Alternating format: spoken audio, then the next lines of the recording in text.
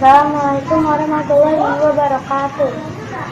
Halo teman-teman, nama saya sebelumnya Tayamuni, biasa dipanggil Ata. Hari ini aku bersama seorang narasumber yang akan membahas tentang cyberbullying, dampak dan solusinya, yaitu Ibu Dia Alfianias atau biasa dipanggil Bunda Popi. Assalamualaikum Bunda Popi, apa kabar? Waalaikumsalam, alhamdulillah baik. Ata gimana kabarnya? Alhamdulillah baik juga. Hari ini kita akan membahas tentang cyberbullying. Sebelum itu, aku akan membacakan sedikit identitas dari narasumber tersebut. Bunda Popi adalah ibu dari 2 orang anak yang cantik-cantik dan soleha. Bunda Popi pernah mengenyam pendidikan S1 di Universitas Negeri Jakarta, jurusan Psikologi Pendidikan, dan S2 di tempat yang sama dengan jurusan Teknologi Pendidikan. Kita mulai ya Bunda wawancaranya. Silakan. Bunda, topik pembicaraan kita hari ini adalah tentang cyberbullying atau perundungan di dunia maya. Seperti contohnya kejadian tahun lalu yang menimpa seorang artis Korea yang meninggal bunuh diri akibat cyberbullying yang menimpa dirinya. Nah, menurut Bunda pribadi, cyberbullying itu apa sih? Oke, kalau dilihat dari maknanya, istilah bahasanya itu adalah perundungan ya, perundungan di dunia maya. Jadi segala bentuk yang bersifat intimidasi yang dilakukan oleh seseorang atau sekelompok orang dalam kurun waktu tertentu yang berulang-ulang ditujukan pada satu objek atau kita sebut di sini korban yang sifatnya intimidasi, itu yang disebut cyberbullying. Lalu siapa saja yang bisa terkena cyberbullying? Apakah hanya artis saja yang notabene terkenal banyak orang, atau bisa juga terjadi pada orang-orang biasa seperti aku contohnya? Ya bisa terkena siapa saja. Batasannya tidak hanya sekedar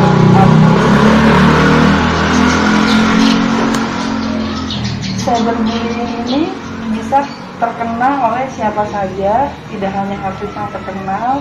Jadi siapapun mereka yang menggunakan gadget dan bermain di media sosial, mereka punya potensi untuk terkena cyberbullying. Bagaimana cara mengetahui jika teman kita atau saudara kita mengalami cyberbullying? Cara mengetahuinya itu biasanya kita bisa mengamati perubahan perilaku yang ada di seseorang atau anak tersebut.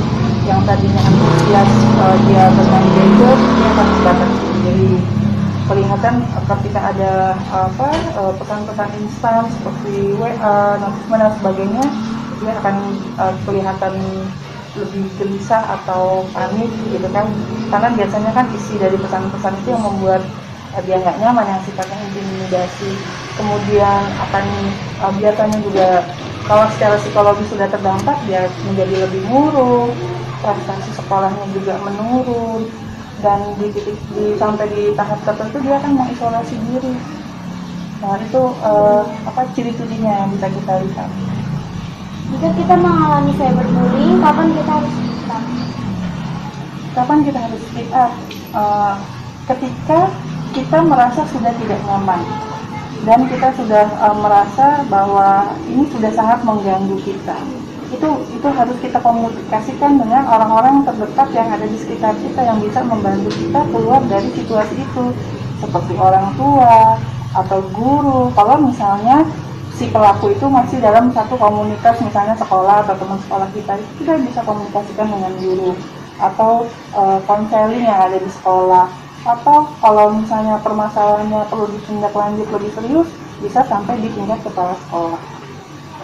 Pokoknya ketika kita sudah merasa tidak nyaman dan sudah merasa sangat terganggu dengan cyberbullying itu, kita harus bicara, harus berani bicara. Jika terjadi, kemana kita harus lapor? Nah ini pelaporan ya.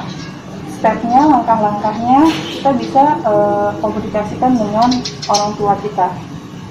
Kemudian dengan instansi yang terkait. Tadi kalau misalnya itu terjadi di sekolah, kita bisa lapor ke guru atau kepala sekolah. atau bisa ke, kalau misalnya sudah sampai pada titik yang sangat serius permasalahannya, yang mengganggu keselamatan kita atau membahayakan kita bisa lapor kepada polisi. Bunda, tadi kita sudah bicara dari sisi korban saja, bagaimana dari sisi pelaku? Menurut Bunda, kenapa sih orang-orang melakukan cyberbullying? Apakah ada motivasi tertentu? Ya, kalau dari kasus-kasus yang ada biasanya itu lebih kepada ketidaksukaan ya, ketidaksukaan seseorang atau kelompok orang kepada seseorang yang kita anggap sebagai korban nih. Tapi inti dari permasalahan cyberbullying ini di sini adalah sebetulnya masalah karakter, masalah itu tadi nilai-nilai yang kurang, nilai-nilai kebaikan ya yang kurang tertanam di dalam diri pelaku, sehingga ketika dia bersosialisasi melalui media sosial gitu, etika-etika yang dipakai, aturan yang dipakai itu kurang diperhatikan seperti itu. Berarti apakah pelaku memerlukan trauma healing seperti korban yang mungkin saat dibullying bisa sampai trauma, atau hanya sekadar sanksi sosial saja? Kalau dilihat dari pengertian trauma healing itu kan sebetulnya penanganan ya, treatment pasca kejadian, treatment trauma yang dialami seseorang pasca kejadian atau peristiwa gitu. Treatmentnya seperti apa? Nah, biasanya kalau trauma healing itu fokus kepada korban. Kalau pelaku ya kalau Bunda rasa sih kepada pelaku kan tadi masalah karakter ya, itu lebih kepada edukasi. Dasar edukasinya itu harus diperbaiki di tingkat keluarga, di tingkat sekolah. Dan si pelaku-pelaku ini juga harus menerima konsekuensi, yaitu tadi secara sanksi sosial. Terus kalau misalnya kasusnya sudah berat, bisa sanksinya secara hukum. Kalau begitu, apa dampak cyberbullying bagi korban dan pelaku? Ya, kalau kita bicara masalah dampak, cyberbullying ini nggak bisa kita sepelekan ya. Walaupun sebagian orang, kebanyakan memandangnya hanya dari perspektif, ini kan cuma lucu-lucuan, biasanya gitu kan. Bulinya itu konteksnya mau mengolok-olok, bercanda-bercanda sekedar biasa. Tetapi apapun bentuknya, tulisan kalimat yang membuat seseorang itu tidak nyaman, itu sudah masuk dalam perundungan. Dampaknya itu banyak, yaitu tadi secara psikologis si korban itu pasti akan merasa tidak percaya diri, menarik diri dari pertemanan sosial, sampai pada titik yang paling ekstrim bisa dalam tingkatan depresi, sehingga bisa menimbulkan keputusan-keputusan yang sifatnya tragis, yaitu yang paling fenomenal yang Atta bilang bahwa akhirnya terjadi kasus-kasus bunuh diri akibat bully gitu kan.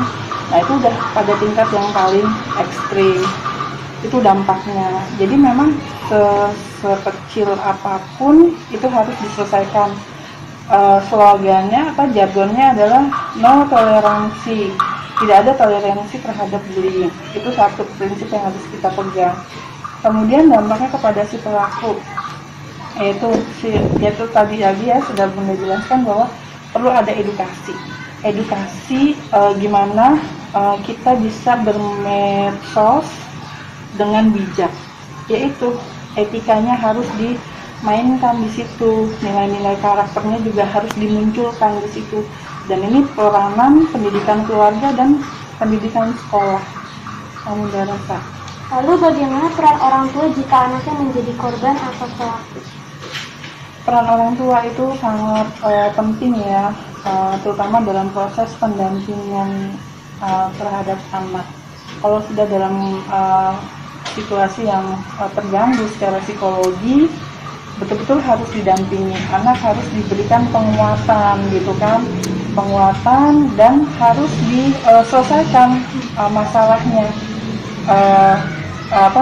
kepada si pelaku, harus selesai gitu.